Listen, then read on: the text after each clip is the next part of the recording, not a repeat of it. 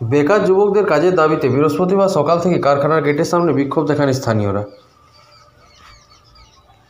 জামুরিয়া শিল্প তালুক জাদুডাঙ্গা মোড় সংলগ্ন একটি বেসরকারি কারখানার ঘটনা এটি। স্থানীয়রা জানান, দীর্ঘদিন থেকে স্থানীয় বেকার যুবকদের কাজের জন্য কারখানা কর্তৃপক্ষ ও পুলিশের সাথে বহুবার বৈঠক করা সত্ত্বেও স্থানীয়দের কাজ মেলেনি, অথচ ভিন রাজ্য থেকে বহু শ্রমিক কাজ করছে এই কারখানায়। তাদের দাবি, অবিলম্বে এলাকার বেকারদের কাজ না দিলে এই বিক্ষোভ জারি থাকবে।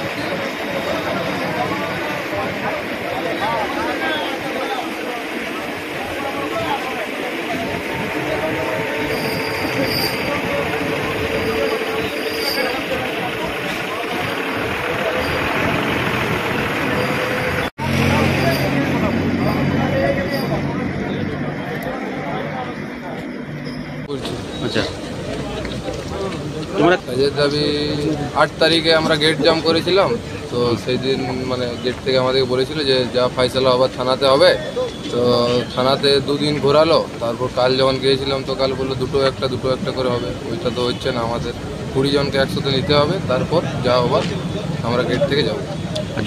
প্রথমবারে 20 জনকে নিতেই হবে আমাদের, তারপর তারপর পাঁচটা করে নিতে হবে।